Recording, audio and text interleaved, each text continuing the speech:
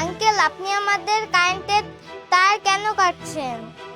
এটা কি তোমাদের মিটারের তার? জি, এটা আমাদের মিটার।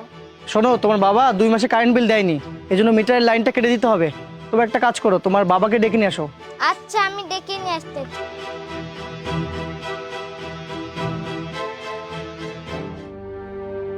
মা, কোন আঙ্কেল জন্য এসে আমাদের কারেন্টের তার কেটে দিচ্ছে? কি কও বাজান? চলো তো যে দেখি।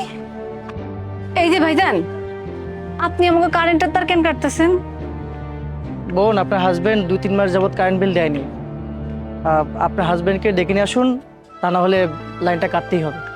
ভাইজান, স্বামীরে ডাকতে কইতেছেন? ওই স্বামীর জীবন বাঁচাইতে যাই তো আমাকে সবকিছু শেষ, স্বামীটারও বাঁচাইতে পারলাম না। আর এই যে দেখেন, আমাকে কালকের দিন কি হবে, আমরা কি খেয়ে বাঁচুম তাই জানি না। কারেন্টের বিল কেমনে দিব কোন?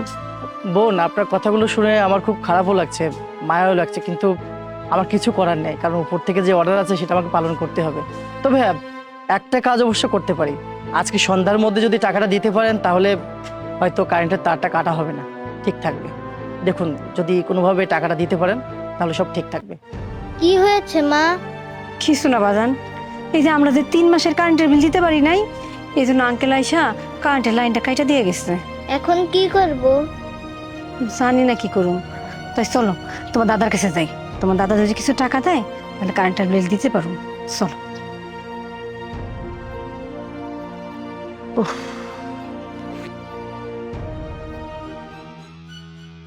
আয় বাই বাই। আরে তোমরা কি মনে করে? আব্বা, আপনি তো জানেন আপনার পোলা মরে যাওয়ার পর আমাকে বাড়িতে খাওয়ানোর মতো কিছু নাই। গত 3 মাস ধরে কারেন্টের বিল দিতে পারি নাই।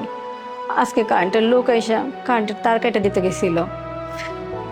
আপনার নাতিটা গরমে থাকতে পারে না, যদি কিছু টাকা দিতেন কারেন্টের বিলটা দিতাম। দেখো, তোমাকে না আমি আসতে মানা করে দিয়েছি, তারপরও কেন আসছো?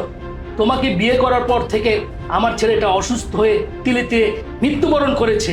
অপয়া মেয়ে কোথাকার, যাও এখান থেকে, আর কখনো এখানে আসবে না। কিন্তু আব্বা, আপনার নাতিটার দিকে একটু চাইয়া দেখেন, গরমে বেচারা থাকতে পারে না। জন্মের পর তো কারেন্ট ছাড়া থাকে নাই, গায়ে মাস শেষ হয়ে যায়। করে টাকা দেন আব্বা। দেখো, এমনিতেই আমার অনেক ঝামেলা যাচ্ছে, তারপর আবার তোমরা এসে পড়েছো। হ্যাঁ, এমনিতেই তোমাকে আমি দেখতে পারি না। যাও তো বাবা, এখন আর বিরক্ত করো না, যাও। চল আব্বা।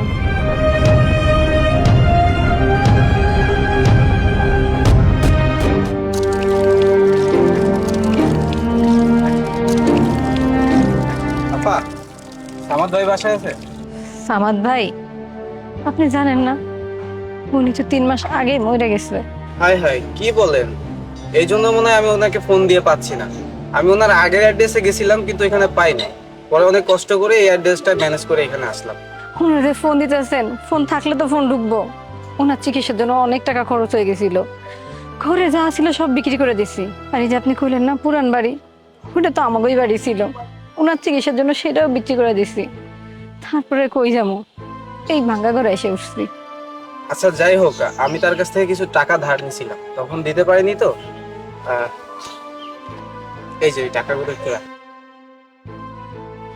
কি কোন ভাইজান, আপনার কাছ থেকে এতগুলো টাকা নিছিল আর আপনি এতদিন পর ফেরত দিতে আইলেন?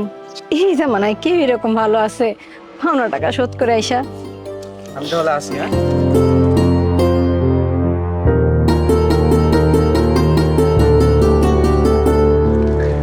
ভাবসান দেখছিস, এখন আমাকে আর কোনো কষ্ট দুঃখ থাকবো না। এই টাকা দিয়ে আমরা সবকিছু করতে পারবো। দেব, হ্যাঁ, টাকাটা দিয়ে আসছি। আর তুই সাহায্য করবি ভালো কথা, তুই নিজে যেই তো দিতে পারতি, আর তারটা কেন কাটলি? তারটা কাটলাম আমার দায়িত্বের জায়গা থেকে। আসলে দায়িত্ব যখন থাকে তখন তো নিজেই কিছু করার থাকে না, আর সাহায্যটা করলাম মানবিক জায়গা থেকে। আমরা তো মানুষ, মানুষ হিসেবে মানুষের পাশে দাঁড়ানো দরকার। আসলে ফ্যামিলিটা চলতে পারছে না, দরিদ্রতার মধ্যে চলছে, এই জন্য সহযোগিতা করেছি।